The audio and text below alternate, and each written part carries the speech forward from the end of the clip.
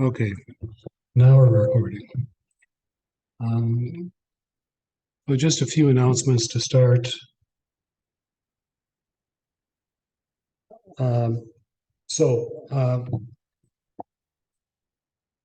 the next meeting was originally planned to be a hybrid meeting, but got the message from the FIPS a week or so ago that they are closed that week for maintenance. Originally there was going to be a print competition, so that's not going to happen because it's Zoom only. Anyway, we will still have a good salon meeting. The Jill set out the usual announcement about the salon, and she got the emails from people with prints, so that's good.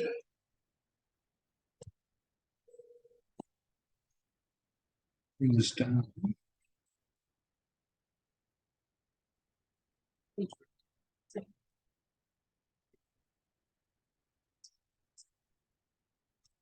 Stay.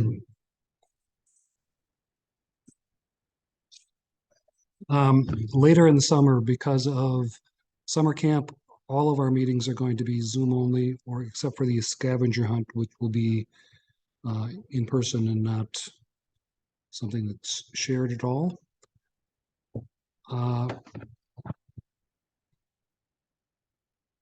And then Ken Wolter has been the N4C coordinator for 5 years. Thank you much, Ken. But it's time to find a replacement. So I'll be working on that. If there are any volunteers, let me know. Okay, that's the end of announcements.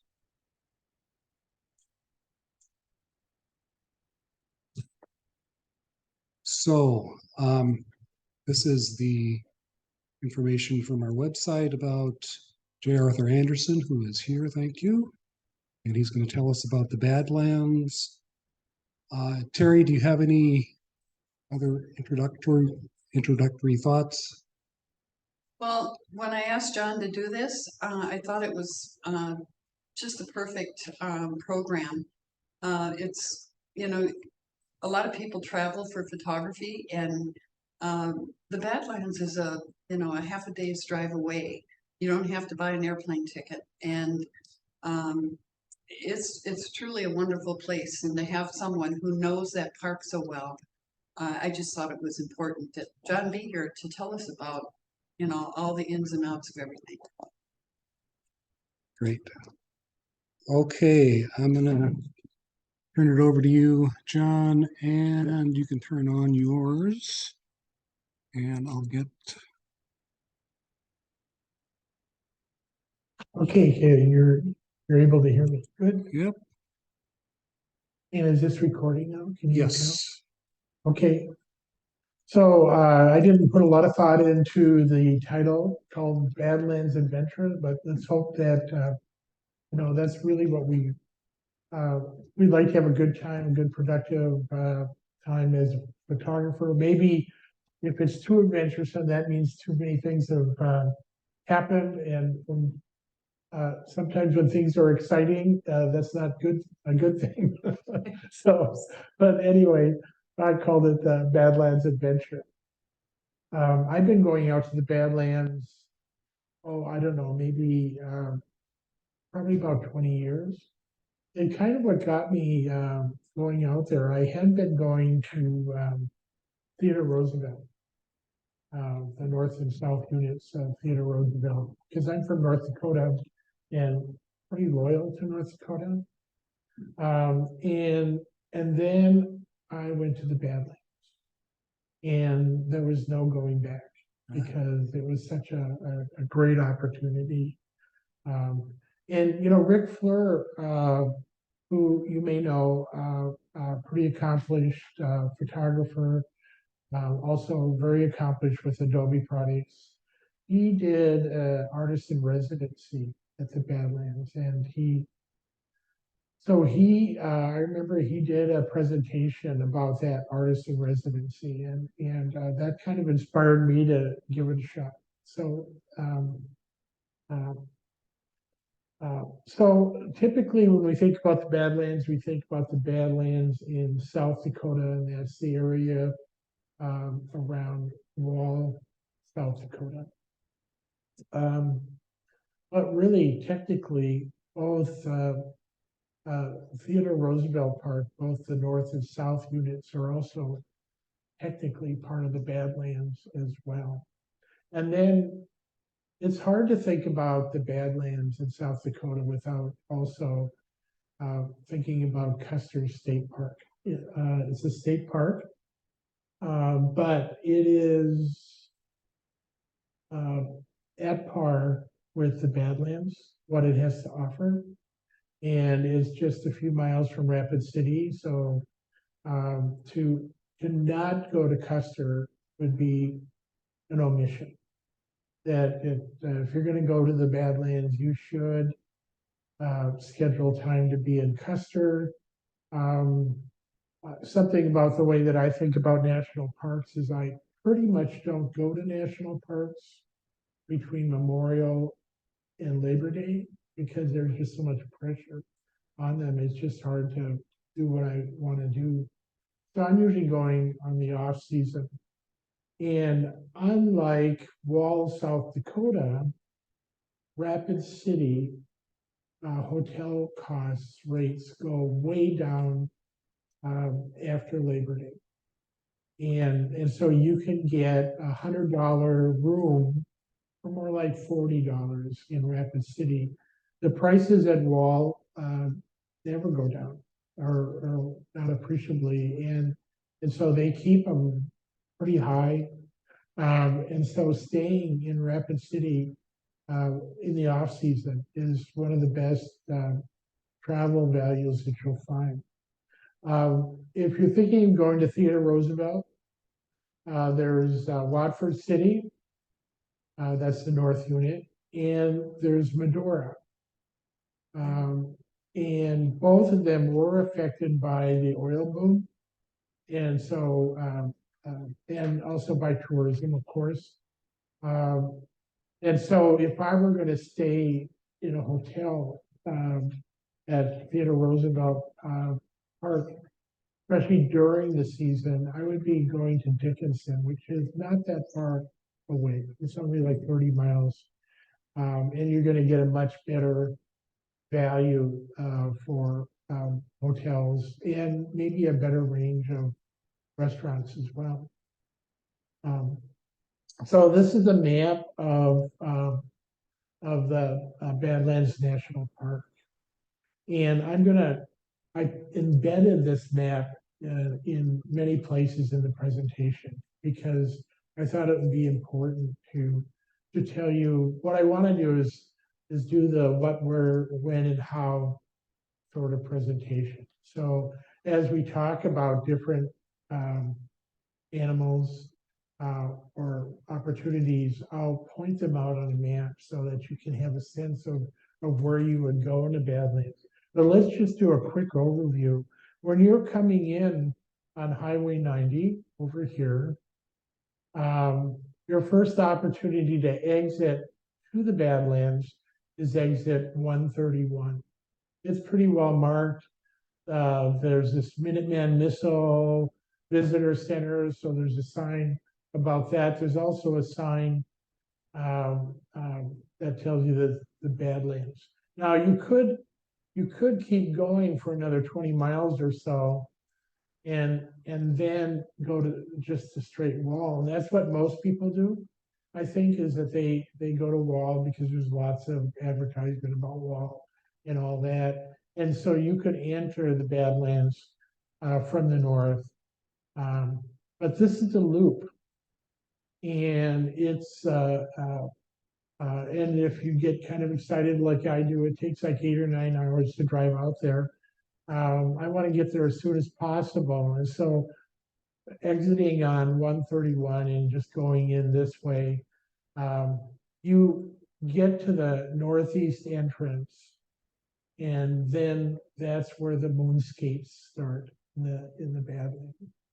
And it's just marvelous. Most of them come up on your left side, right through here. You're going by through Cedar Pass, right here. But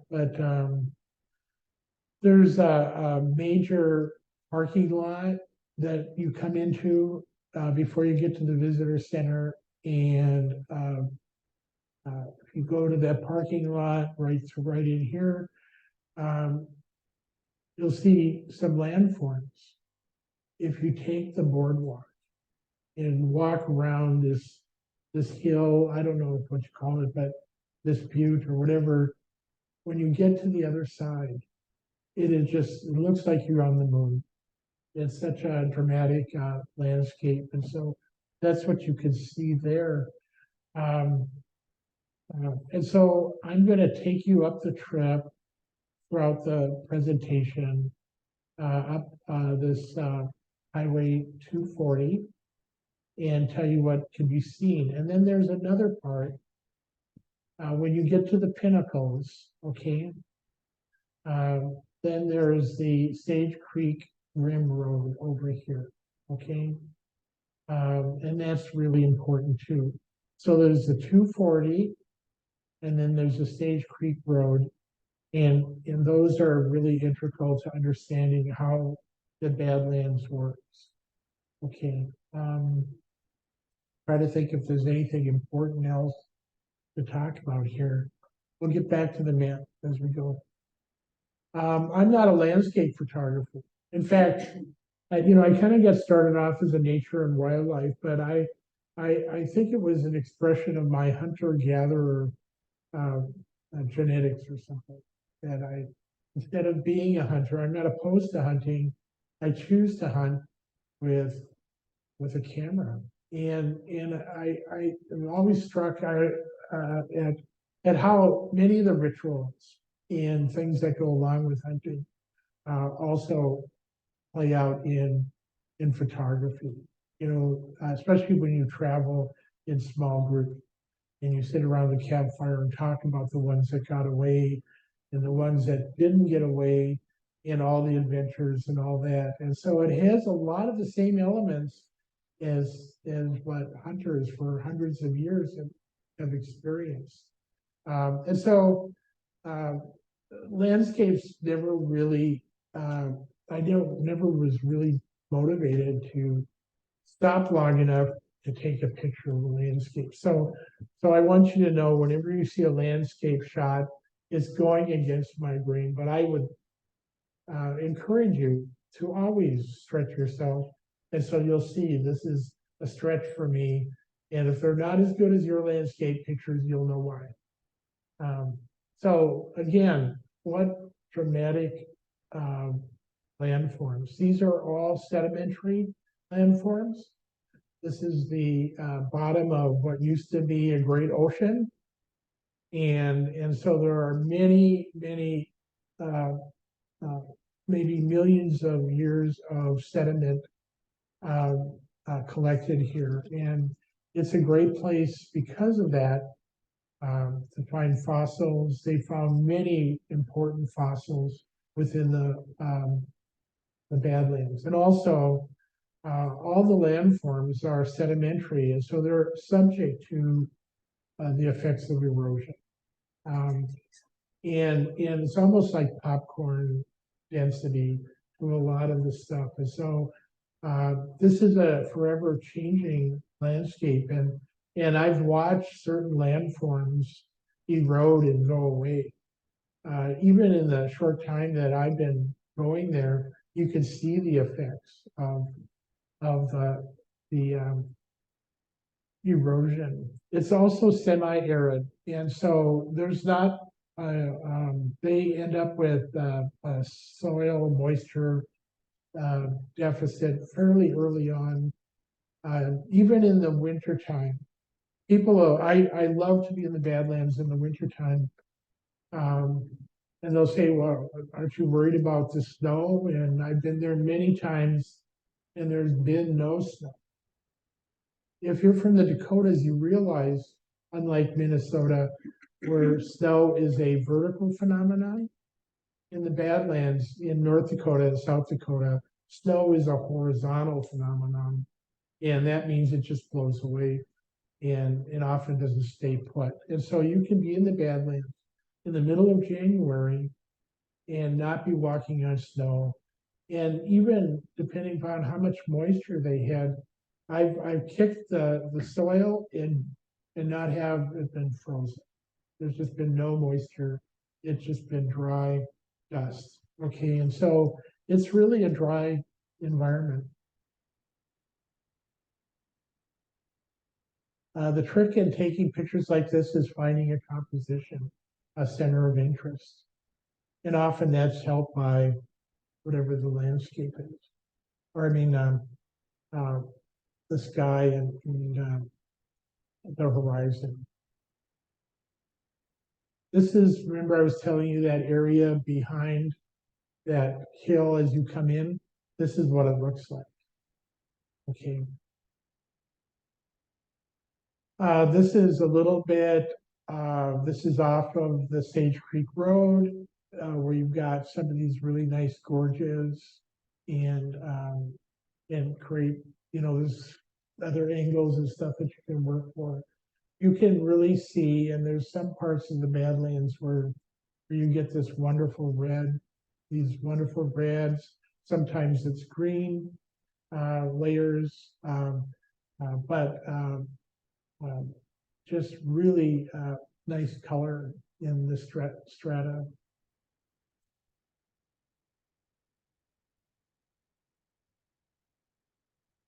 We like going out first thing in the morning and catching the sunrise. And we always hope that we're going to have an interesting sky and not what we would call bulletproof clouds. We want a little bit of, we want the sun to be able to peek through. This is almost my favorite picture of the Badlands. Off through that valley there, about 30 miles away, is scenic, and then not far from that is Wombly and Pine Ridge Indian Reservation. So if you just go off to the left, that's where we're at. And to my right, about, well, I would say 20 miles north is Wall. This is Cedar Pass. This is not Photoshop. This was, and so the Cedar Pass is this sharp curves and all that right before you get to the visitor center in the park. This is also one of my favorite landforms. I do photography for the American Indian Movement, and their logo is a native face with feathers done in kind of like a peace sign or a victory sign. And so that's what I see when I see those two sticking up. Remember, I told you the landscape is always changing. One of those fingers fell down, and so I'm not sure what the statement now is, but it's just one sticking up now. I think this is one of the nicest views in the Badlands. And I don't know the name of this peak here, but you'll see it appear in some of the other photographs. This photograph I did for the spring break. So this one is a lie. This one is a composition or composite image. And so you'll see interesting things like this where you'll learn that the brush will collect on the fences out on the prairies, and that can be just really a interesting and wonderful shot. On your way to the Badlands from the Twin Cities, at Chamberlain, there's a rest area on the east side of Chamberlain, South Dakota, where there's this statue that called Dignity, which is so well executed and just totally respectful. There you have a Plains Indian woman with a star quilt. I would encourage you to stop there and take whatever best shot you can get at that time of the day or night, and because it's got a lot of different looks, and it's something that's photographable from many different angles, and so you could tell the story in a different way, in a very various ways. And it's so nicely situated because you get, I assume that's the Missouri in the back there, and off to the lower right is Chamberlain. There's also a lot of opportunity. So if on your way out or back from going to the Badlands, if you go down the back road, you have lots of farmsteads in decline.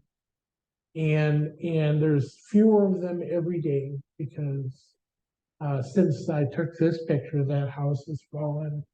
You can't take this picture anymore. And so these farms are being bought up. They're becoming more corporate. They tend to plow down whatever structures are there. And so that opportunity is going away.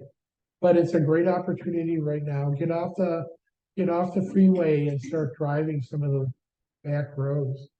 And you can see scenes like that. This is near Sturgis, this particular barn, and it's right in front of I think it's Bear Butte, and so this barn is kind of our version of that Mormon Road barn in Jackson, near Jackson Hole, Wyoming, and I was looking through I was hoping I had a better shot of the barn than this. I took many shots on the inside, and so it's not all barns are safe to walk in. This one didn't seem to have that many hazards, so I'd encourage you to go to Sturgis, Bear Butte, and check out this barn, and even go in it. So these are this is an old granary, but these are the sorts of structures that you'll find by getting off the roads.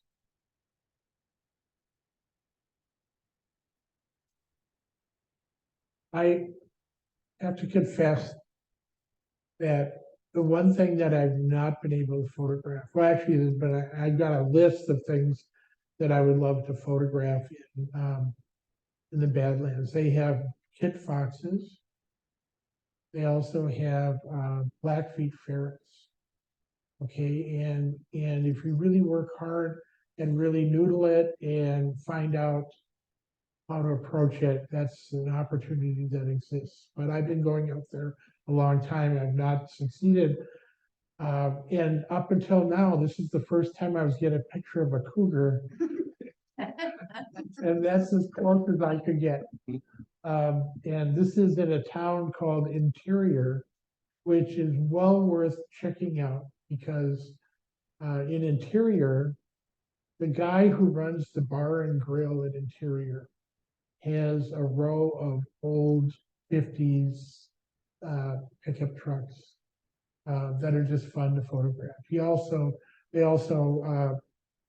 have a fairly inexpensive cheeseburger. It's a really limited bar menu, but in the middle of shooting in the Badlands, if you've been out since sunrise, they start serving hamburgers at 11, and the guy's pretty sociable, and they're fairly inexpensive, less than $10, more like $8. And plus, give yourself time to photograph these vehicles that are there. there's a few places in the Badlands where there are abandoned cars. And so if you like that sort of thing, there's you can do that. This is just an old tractor shed we came across. I like old tractors. My family has a farm background, and so um, I enjoy it. This one I worked up for the creative for spring break as well, Interclub, and it's a farm tractor being assaulted by aliens. um, this is you've heard about Home on the Range. Okay, so you can find stuff like this, and this is not saturated at all. This is what this picture looked like on a cloudy day, where the colors were just really nicely saturated. I didn't do anything to boost them.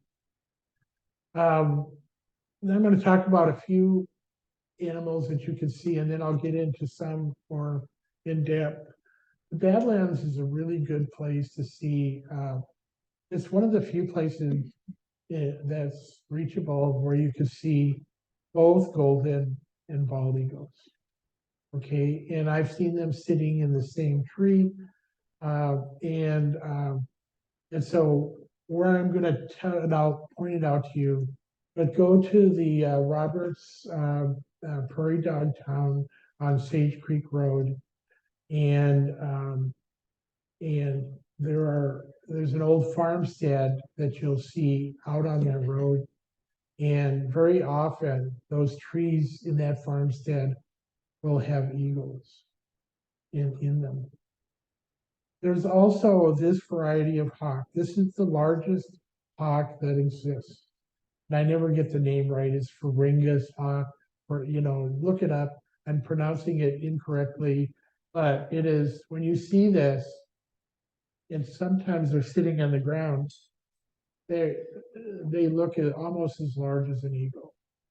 And so they're pretty big birds. And they're there for the same reasons as the eagles. If you're afraid of rattlesnakes, you don't really see that many, but when you do, they make an impression.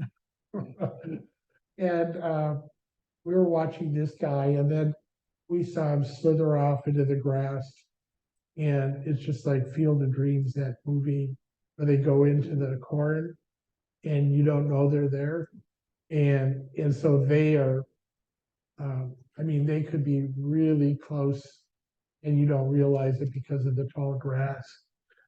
So especially, this might be, it's not really true, but it would be a reason to go to the Badlands after Labor Day, because the prospect of running into a snake is much less if you don't go there in the summertime.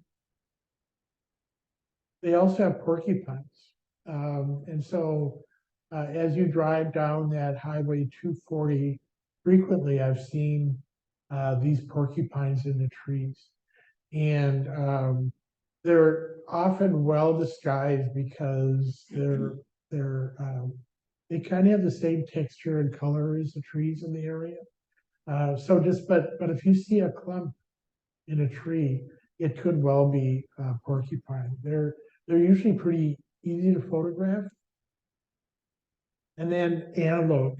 I was so impressed. We were driving down 240 towards the wall, and maybe we're about 20 miles away.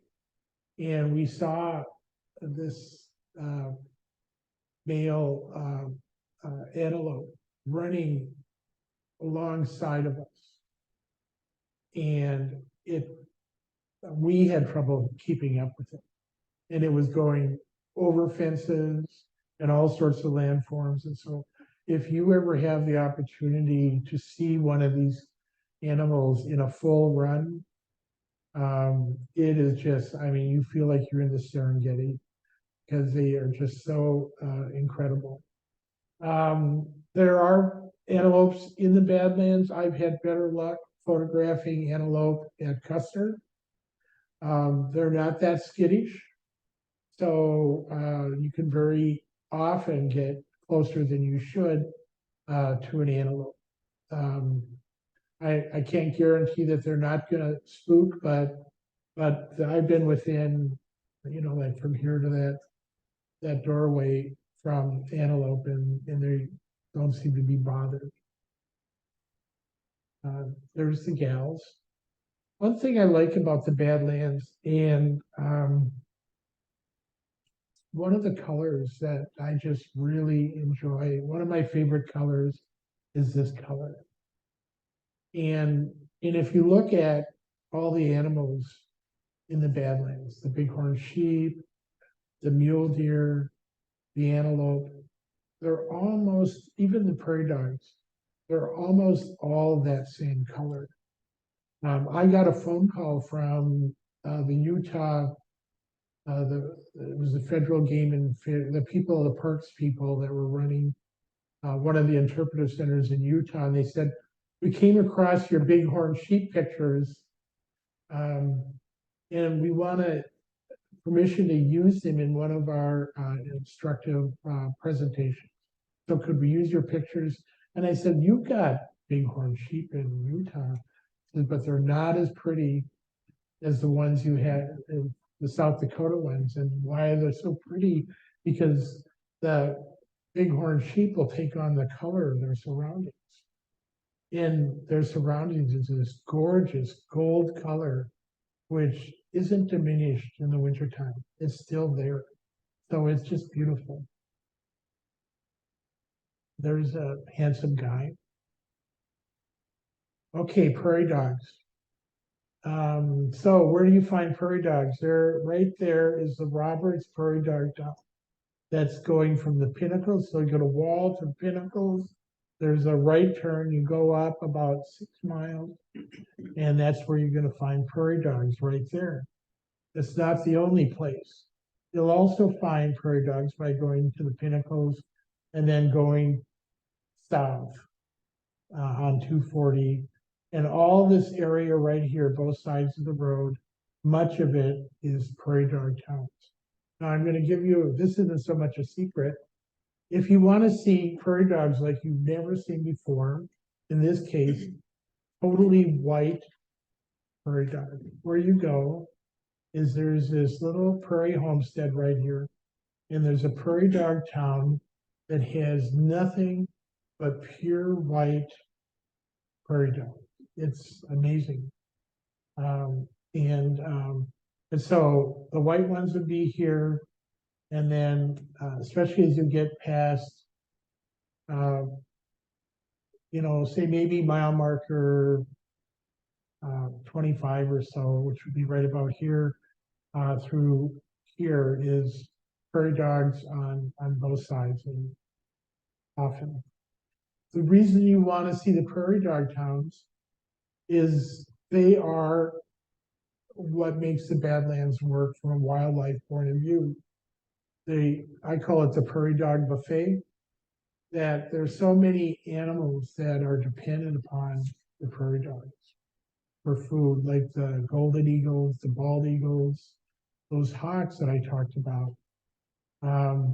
And then the predators, the badgers, the bobcats, the coyotes. It's all because of the prairie dog buffet that they're there. And so things are central to the prairie dogs, even burrowing owls.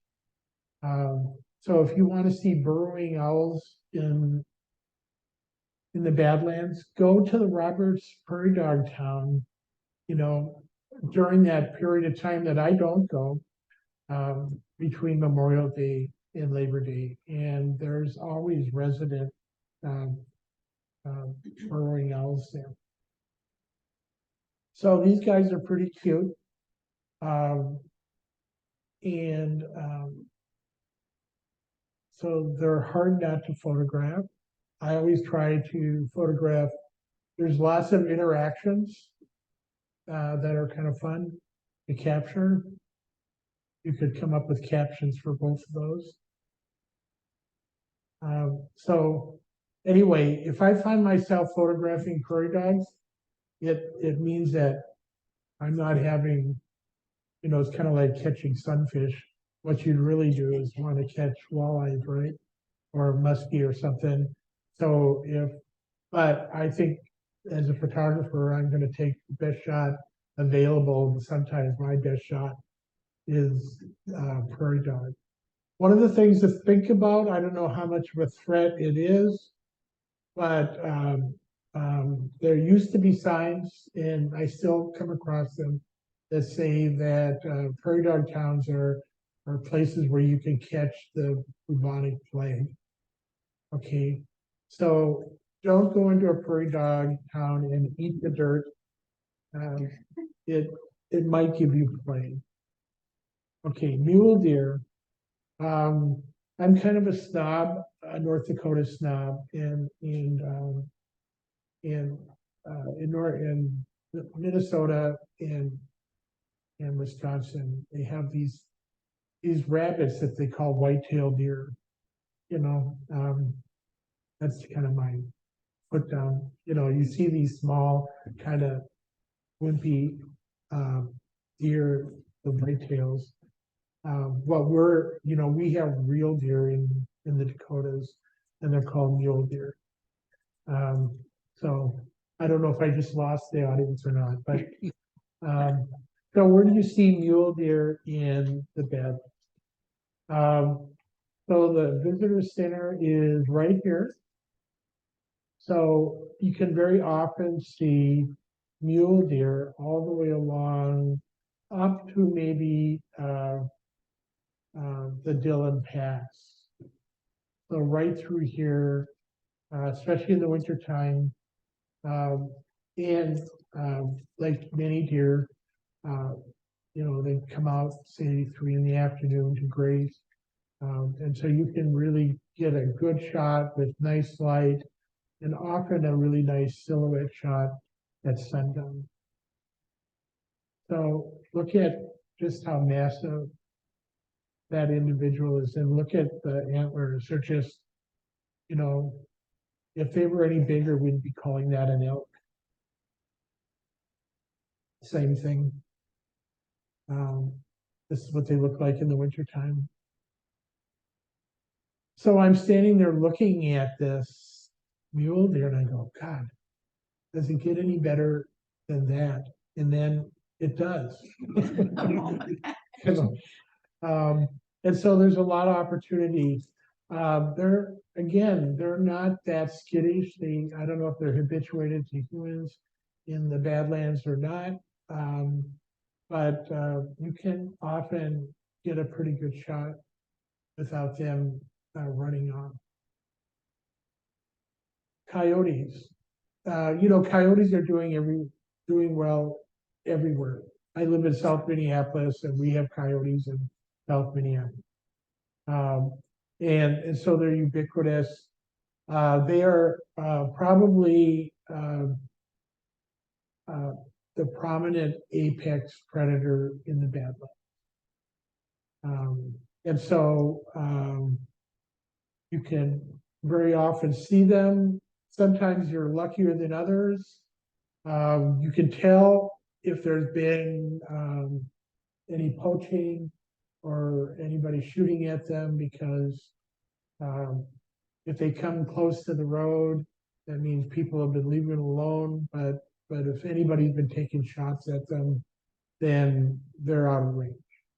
Okay, and so if you see all these coyotes just out of range, you'll know that's kind of a symptom that that people have been taking shots at them and stuff. This shot and the next one, I took these shots in the fall, and you wouldn't know that, but it's a technique that I've kind of learned over the years by accident. Is that if you're in a foggy situation and it doesn't look like you're shooting anything, take the shot anyway, because when you get it into Photoshop, you can change the sliders, the levels, and all of a sudden the haze goes away and there's an animal there. And what's interesting about that is it's without shadow. Okay, because there's no fog and there's no shadows in fog. And so you're seeing the animal in a way that you normally don't see them. And why it's easy to photograph coyotes in the fog is they don't think that you can see them. Okay, because they're having trouble seeing you, and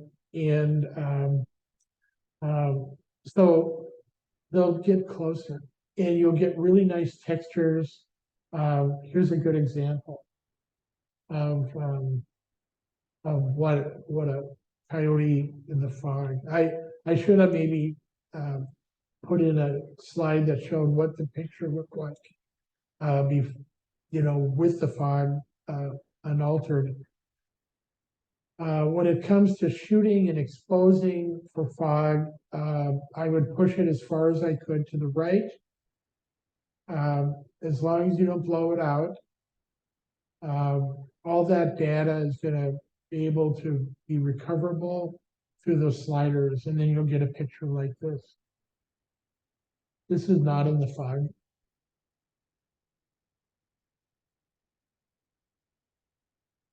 Now, coyotes cycle. You've heard about rabbits and coyotes and all that, and that they go through highs and lows.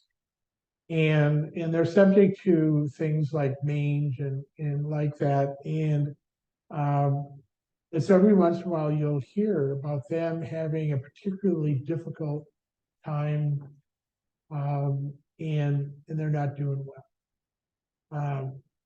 And so I don't want to say that that's good news. Maybe I am. Because when that happens and they go into decline, then you have the opportunity to photograph other apex predators. These guys all look healthy. And so one of the other apex predators, the ones that I care about most, was the bobcats. So when the coyotes, when you see lots of coyotes, you're not going to see bobcats. Okay, and I'll tell you that story a little bit more. But if they're on decline, that gives the bobcats an opportunity to be more dominant in the environment. And so I'll get to that a little bit later. One of the things that's been identified is the fact that badgers and coyotes are in cahoots with one another. They often hunt together and they cooperate. And so it's documented. People have taken photographs of and movies of coyotes and badgers working together at the prairie dog buffet. So these guys get dug in, and what they'll do is they'll obscure themselves, and then at some opportune moment, they'll come jumping out, and hopefully they'll get a prairie dog. And so be checking on, and when you go out and looking at these prairie dog towns, their holes look a little bit different than the prairie dog mounds. Okay, and so be looking for that pattern and that white, because there isn't anything out there that's white like that.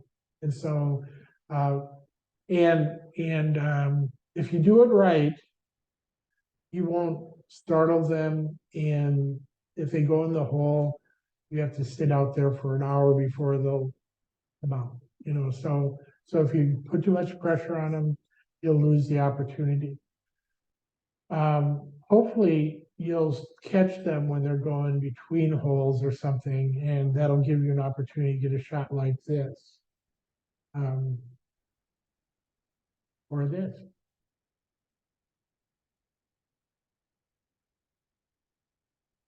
Okay,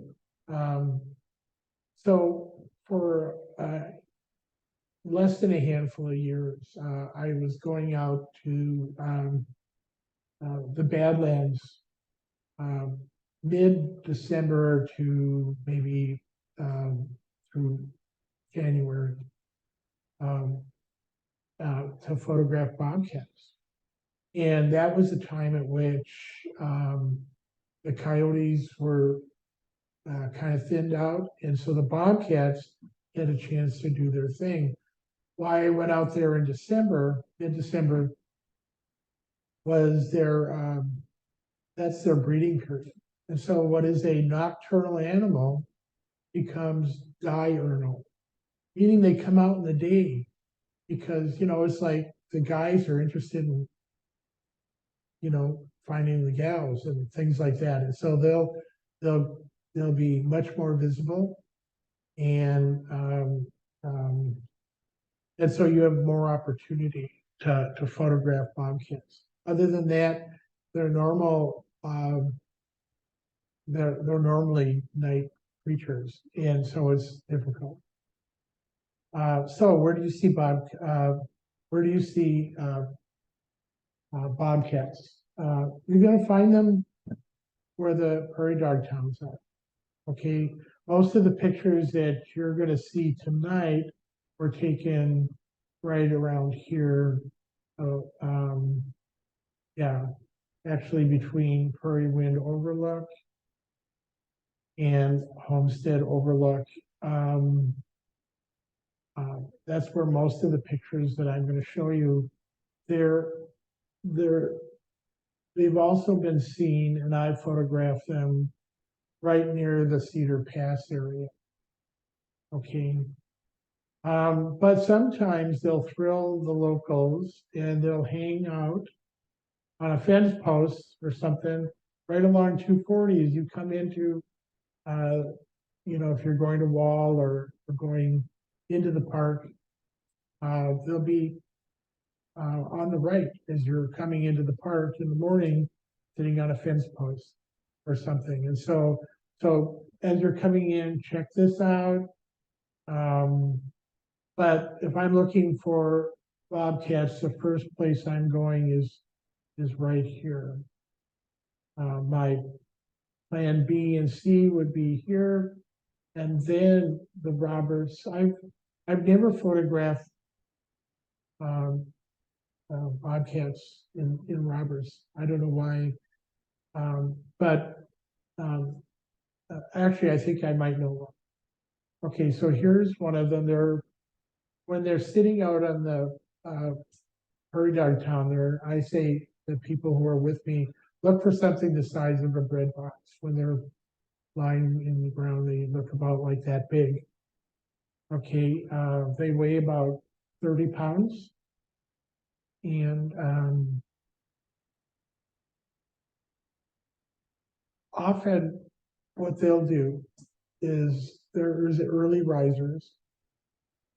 If it's really an inclement day, don't bother because they're cats, they don't like being out in the rain and that sort of thing. And the prairie dogs don't like to come out either. And so you have enough time if you go do the panoramic overlook and get sunrise shots, you have enough time to get to the bobcat, to get to the prairie dog town where the bobcats, what they'll do is they'll post outside of a prairie dog hole and just wait for the first one to pop up. But prairie dogs are kind of shiftless and lazy and late sleepers, whole character all the way around. But the bobcats are very industrious. They'll just sit there and they may sit there for an hour. And so it might be an opportunity for you to get a picture of a bobcat for an hour. And you're just saying, okay, move. And you're trying to, so you've gotten all the posting pictures. Now what you really want is some action. So you have to kind of be patient. And that's what that action might look like. Okay. So go out to the prairie dog town and and just look for these little things that are about the size of a bread box. And first thing in the morning. But if you don't get there before 9 o'clock, that's okay too. Okay, because as long as the prairie dogs aren't out yet, they're posting up.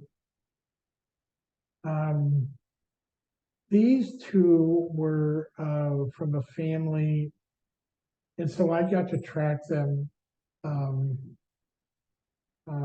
over a season. And so so what mom does, she's raising her litter, and you have to understand how the Badlands works and how the grasslands work. Okay, and so the prairie dog towns are often in the grassland part. And so when you're going down 240, very often on one side of the road is Badlands, and on the other side of the road is grassland. So mom's job is to go out into the grasslands, grab a prairie dog, and when she grabs that prairie dog, it yelps, makes a noise, very distinctive noise, okay? Which cues the coyotes. They know what's happening, and they are opportunists. And so then she's got to hightail it back to the Badlands, okay, to where she's on equal footing. When she's by herself out in the prairie dog town, you may have a pack of coyotes. And so she's outnumbered.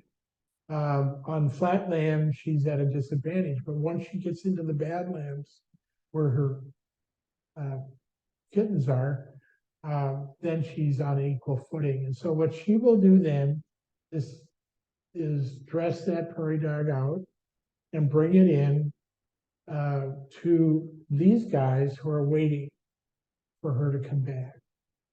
And she doesn't bring the food to the den. They have a meeting place, okay? Kitty's restaurant or something, I don't know, there's some meeting place. Because it's a bad idea to take that smelly food to the den. So they cache it somewhere. And the little ones know to meet her there.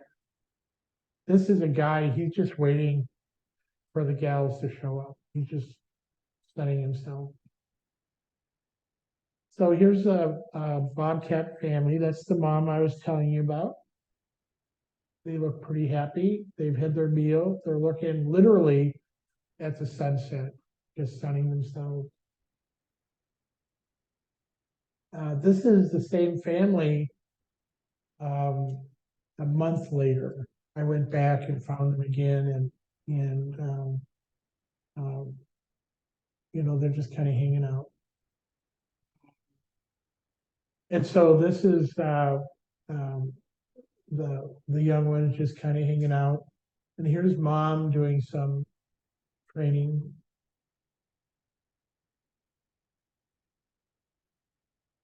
They all look really happy and healthy and well fed.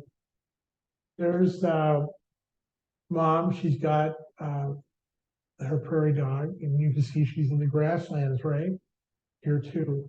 She's dressed out that prairie dog, and now she's going to bring it back across that 240 into the Badlands and meet up with the kids. I think I put that one in twice.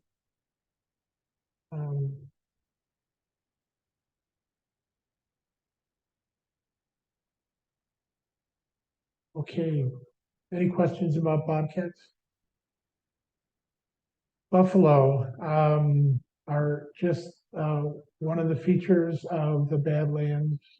It's wonderful. I would encourage you to go both to the Badlands and to Custer to photograph the buffalo there. Where do you see buffalo? Not everywhere in the Badlands. So it's pretty, very rarely do you ever see any buffalo south of the Pinnacles. They mostly are in this area near the Pinnacle or down Sage Creek Rim Road, all through here. And then even as far out as there's a kind of a camper area. Okay, so if you want to see buffalo, just go straight down from Wall, turn right at the Pinnacles, and go all the way out to this campground. And I almost guarantee you that you will see buffalo. In fact, you might see buffalo even coming in to the park. I have not taken my best buffalo shot yet. It eludes me. I'm not sure exactly what I'm looking for. Really, when I see it, I'll know it. But I want to capture a buffalo where it's in contrast or somehow is defined, or you see the relationship of the buffalo to the surroundings, because they're so well um, um, geared towards the Badlands topography and all that. I mean, it's like one of the most remarkable things you'll ever see is a buffalo in deep snow following its way, and you can just see it moving its head back and forth, just creating this road in front of it so to walk through. And you just see how those muscles in the neck are all geared for doing exactly what that animal is doing. They're so well adapted. I was talking to somebody who went out to the Badlands with infrared goggles, and they could not see the buffalo. This is in the middle of winter time, and they could not see the buffalo. And why is that? Because with this fur and their hide, they don't give off any heat. And you could go out to the Badlands a week after a snowstorm, and they still have snow crusted on them because it doesn't melt off. So unless they shake it off or roll and rub it off, that snow stays on them, and it's great photography. This guy did say that it was kind of funny because when he was looking through with the RF glasses, he could see their eyeballs. That the only place where the buffaloes gave off heat was through their eyes, which I think is kind of cool. So I've been trying to capture different looks. Let me just say some cautionary things about buffalo is people treat them like cows or like domestic. They're not. They can move way farther, much faster, and jump higher than you could ever imagine. This animal can go 30 miles an hour, and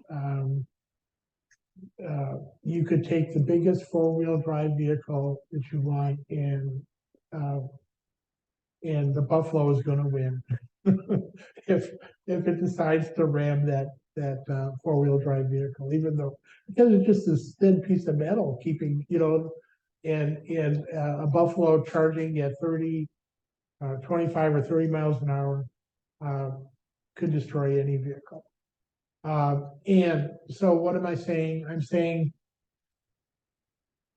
typically they're used to people. They're also used to people doing dumb things. So going up and getting a selfie with a cell phone with a buffalo is not a good idea. When I photograph buffalo,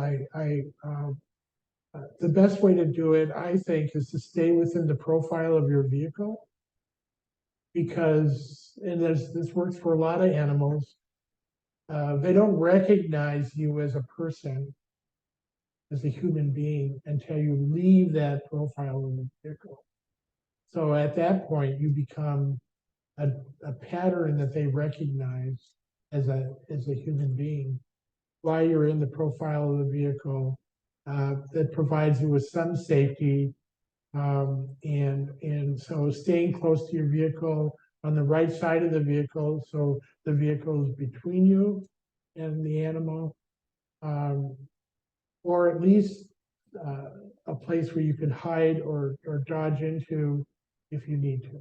So um, I I don't think that um, I've consciously, sometimes by accident, I found myself like really close, standing out in the open. Um, um, that's a pretty dangerous situation, and so I would encourage you not to do that.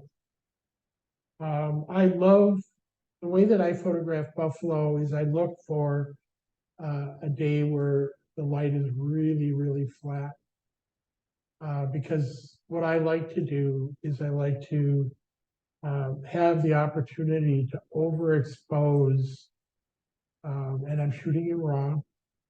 I'm overexposing the subject because, you know, if you have a really bright day where the dynamic range is just infinite, and it's really hard for your camera to cope with that. So if you can photograph a buffalo where you've got the narrowest dynamic range possible. So what that allows you to do in RAW is you can overexpose that creature without, you don't want to blow out whatever is lighter than the buffalo, but it gives you the ability to really push it. And so these, when you look at what I've come away with, the pictures look really overexposed. But when I get them into Lightroom or Photoshop, then I just adjust the levels. And all of a sudden, I'm seeing the buffalo. I'm seeing the rich texture that exists that we don't often see because our eyes shut down and our cameras can't pick it up because it's too bright. And so that's what I'm doing is I'm trying to find every little hair. And this is a buffalo in the springtime, so they look a little, that's what they look like right now if you go out there. So they're having bad hair days. Here's another example. But the way that you can get this kind of texture and detail is by shooting it uh, when it's really flat light. This was actually shot in the fog. I did a series of buffalo shots that I sepia'd, uh, and I was kind of inspired by some of those 1800 portraits that people did of buffalo back then. And I always thought, you know, they seem so contorted and unnatural. And then I realized that I was getting some of that same images. So this is from that series. This is not a good thing to see. If you see this, you might be doing something wrong and you're going to know about it. Okay, so if he seems to be making eye contact and the tail is doing his thing and he's pawing the ground with, then you might have violated his social space.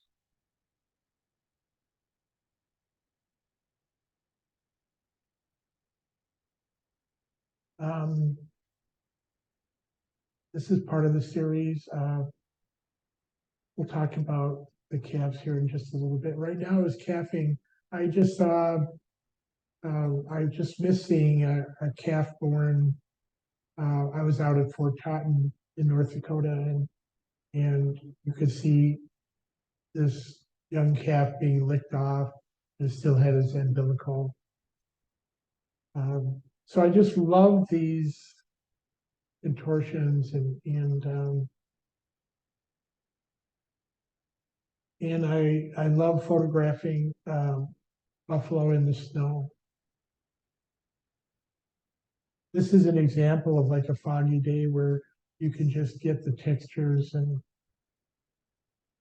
here they're fighting. Let's talk about red dogs.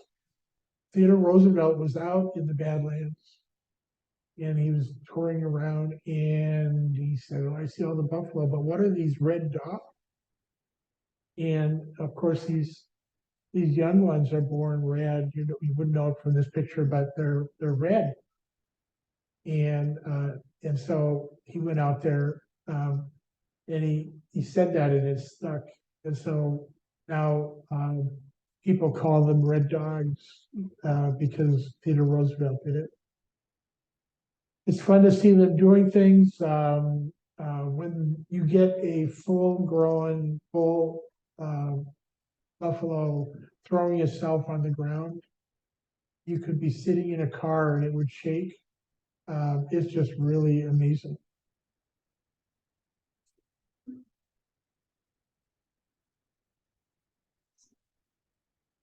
And then, of course, they make really nice silhouette. Every year there's a buffalo roundup at Custer. It's all of a sudden people learned about it, and so it's well attended, probably too well attended. But there are all sorts of activities and fun things that go on. So if you just want a fun day and you want to see people riding horses, cowboys, herding buffalo, it's pretty magnificent. I was just there by accident. I've been there a couple of times, both in the Badlands and at Custer, where they were doing roundup activities anyway. And the reason I took this picture was what they do is they sort the buffalo, okay? And they thin the herd like once a year. And they'll put different tags on the buffaloes. There's the ones that they don't tag, they're probably keeping. If they have a blue tag, they're being sold off. There's all the tribal nations in the lower 48, probably Alaska too, have first say over the buffalo. So anything that they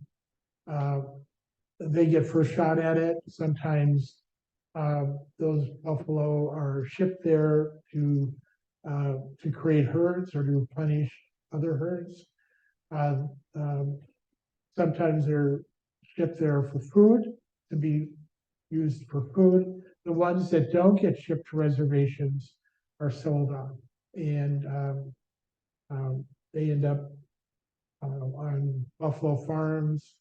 They may end up being food or, but the reason I took this picture was when this particular individual showed up, it was like everybody got quiet. But this was apparently a 3-year-old bull that is magnificent. And I mean, when you see this animal, he's clearly special. And so everybody just, I mean, there was just like, everybody was quiet, just looking at this young bull, which I'm sure they hung on to. Bighorn sheep. For years, we would, the day of Thanksgiving, my wife didn't always appreciate this. We would, after eating a big meal and all that, at about 2 a.m, we would take off for the bed. Okay, and we would get there, I don't know, it seemed to make sense at the time, but we'd get there at about 8 a.m, and we'd have a day of shooting. And so the bighorn sheep rut starts kind of in that time frame and goes like, it might be a couple days before Thanksgiving, all the way to maybe about December 3rd. And so this is their big mating thing where they do all the dominant stuff. And so where do you see bighorn sheep in the Badlands? The Pinnacles is really bighorn sheep central. Okay. And so a lot of the pictures that you're going to see, even the best ones, were actually taken right through here. You'll also see bighorn sheep on this side. And then there's some antenna, there's like an antenna farm over here so this whole area right here is where you're most likely to see bighorn sheep. Having said that, there's also some bighorn sheep activity down on this end of the park. And so from the visitor center in to like maybe I kind of I've not seen much after fossil exhibit trail. So like right in here, bighorn sheep as well. And so when the rut starts, you'll see them, the males kind of go nuts and they're trying to establish hierarchy. And so the top ram ends up being the head of the harem. It's very similar to what happens with deer too. You'll see this is an unusual profile. You see how the spine is straight, okay, and the head isn't, okay. So that makes for pretty good ramming. And so they have these horns. Sometimes the old guys, sometimes you'll see them really busted up. Sometimes you'll see them bleeding. And when they run into each other, you can hear the noise sometimes, like more than a half a mile away. You can hear the echo. And so a lot of the activity is actually male on male, and so it's the more dominant individuals asserting themselves.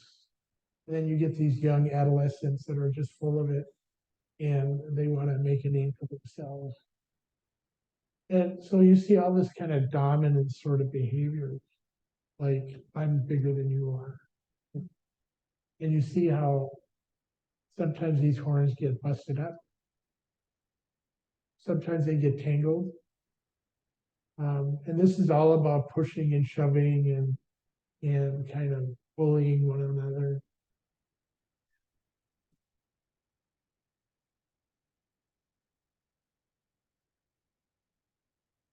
This shows you just how serious it can get.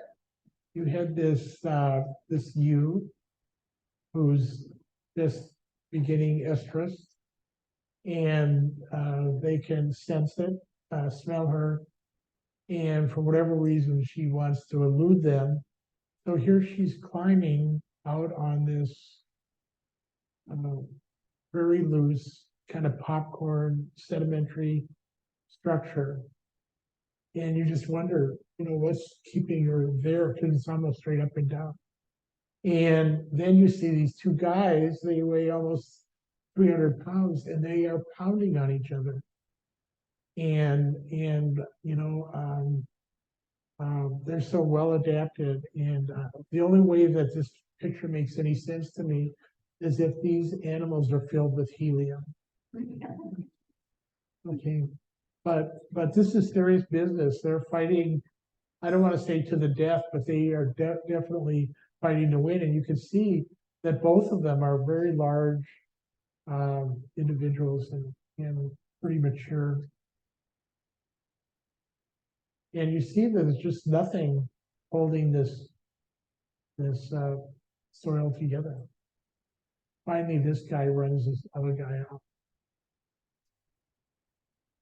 So you see that sort of behavior.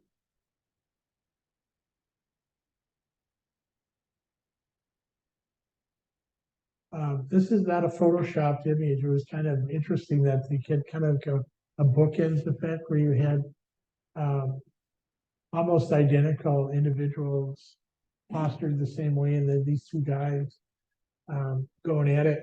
One of the problems of doing these photographs is often it's hard to get a clean shot of them running into each other because there's bystanders. and observers.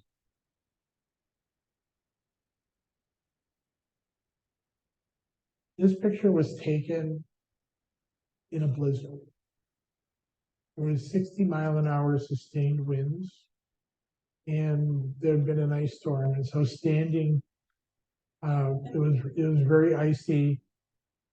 But they love it because when they're doing, they're fighting, they're ramming each other, they get overheated. And so they love it when it's inclement and it's cold and it's windy, because then they can really go to town and not get overheated.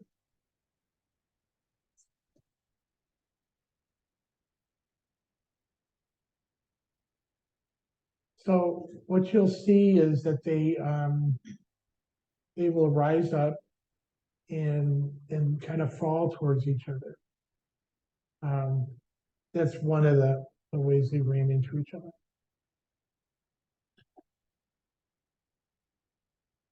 I wonder if I can do that again. Okay, go for it. I've done this like 30 times. It's always the same ending. Keep trying. Okay, so here's another. And so the sound that you would hear, you could hear a long ways away.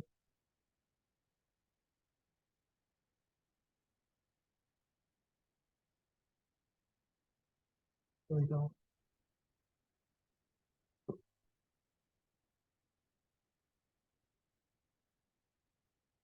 So and sometimes it's funny because they both look dazed when they're done, and they'll stand there just for a little time collecting themselves. So remember how I said no snow in the Badlands in the winter? Okay, so this happened like the first week in December. Okay, how am I doing for time, guys? Are you guys We're good. okay? About 10 more minutes. Okay, yeah. I just thought I'd talk a little bit about equipment. So what do you go out to the Badlands with? Typically, what I'll do is I will set up 2 camera bodies. One is for long, and one is for super long. Okay, and that so I might have a 70 to 200, or maybe even a 24 to 70. Okay, but I'll have a shorter lens, but that has some reach to it. And then I'll have something that is longer than 500. And the reason I do that is that, especially with buffalo, sometimes you're too close. And so you need that shorter long lens to be able to not be too close. And so they, you might say, well, why don't you put on a wide angle for the vistas in a long lens? And I'll say, well, because if I'm going to do a vista, I'm going to be thoughtful. It will be planned, and get out my tripod and all that. And what lens is on my camera is something that is done more planfully. So I very often say to myself, damn it, I've got the wrong lens, and it's never the wide angle. It's that shorter long lens is the one that's the wrong one on my camera. So for many years, my bread and butter lens was the Canon 500 f. And probably one of the best wildlife cameras out there for many years was the Canon 7D Mark II. It was just really a good camera, and that was back in the DSL days. I found that the 5D Mark IV, which is probably, if I had to pick a DSLR and not a mirrorless, that's probably the camera that I would pick. It's just so very capable, and so that's the type of gear that I would go out there with. Now I went to mirrorless. I'm confessing, guys, And I've got two wonderful cameras, the 7R4 and then the A9 Mark II. And what I like about the 7R4 is a 71 megapixel sensor. So when I put that on a long lens, and I still need more length, the way that I get it is by using that big ass sensor and cropping. Okay, so that probably gives me, I'm gonna say, another 200 millimeters. So if I've got it set up with a 600 millimeter with a 1.4, and then the ability to crop, I probably have about an effective range, focal length range of about 1,000 millimeters. In wildlife photography, sometimes that makes it could make the difference of getting a shot that's usable and one that isn't. So it doesn't fire a lot of frames per second, but I kind of grew up in the old days where anything more than 7 was pretty fantastic. So it'll fire 10. The Sony A9 II will fire 20 frames per second, which just scares me. But it's only 24 megapixel. But what makes this a fabulous camera is its ability. It is such powerful tracking ability. So if you want to do birds in flight, um, um, it will lock onto a bird and you can fire 20 frames and have them all be tack sharp. So it's a very capable camera. I think the best camera out there right now is a Canon. I think it's an R5 is the one that people, if you don't want to go Sony and you want to go mirrorless, like Canon R5s are just amazing. There it is. I forgot that I even put it up there. Okay, 12 frames per second, 45 megapixel. It's a nice in-between camera from the one that I just showed, the two that I just showed you, but it's also got amazing, it does 20 frames per second too. Um, but its focusing ability is a smidgen better than the Sony, they say. It's really hard to do wildlife if you don't have at least 300 millimeter. There are lots of options these days that gets you more into the 400 or 500 range. And this, I call it a Tupperware lens, where Canon put out this 800 millimeter f11 yuck. And it's just this plastic shell. Reminds me of a Tupperware container, but it's a pretty good lens, and it's only $900. And 800 millimeters is wonderful. Tamron and Sigma both have products in this range. They're about the same price. That's really not a bad way to go. The Sony version of this is double. So there's the Sigma, and the Sigma has two. We used to call the one on the bottom the 60, the 600. I think back in the day it was actually they had a 50 to 500 that we called the Big Ma, So, but they're all kind of in that same price range. My bread and butter lens, I replaced my 500 Canon with this one. And I'm not looking back, it's just wonderful. And to say that when you've been used to using a prime lens, a zoom lens, what I like about it is its weight. I didn't think that would ever matter to me, but it does. It's lighter, and it doesn't do that sneaky moving in and out as you refocus, as you change, as you zoom in. So it stays the same length. And why that's good is if you have it on a tripod, Um, anything that moves is gonna shift the balance and kind of mess up your gimbal and that sort of thing. And so it's really a nice lens. And then almost any lens, well, Sony has the 100 to 400, which there are people are always debating which is the better. And I've had friends of mine sell their 100 to 400 to get the 200 to 600. The 1.4 teleconverter works really well on both of these. Some people even go to 2x, but I'm conservative. I don't believe in it. 1.4 is fine. There you go. And I don't handhold much of anything when I'm out in the field.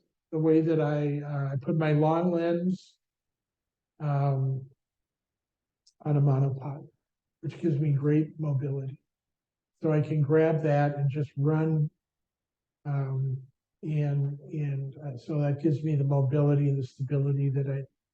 So typically I'm not using a tripod when I'm shooting in the Badlands. I'm shooting with a monopod. There's my website, jarthur.anderson.com. And feel free to look around. The end. Fabulous, thank you. Wonderful pictures, great monologue. Very helpful. In a second, I will. Does anybody have any questions? It's a lot of information. Well, you've recorded it, right? So are we putting it on our YouTube channel? Most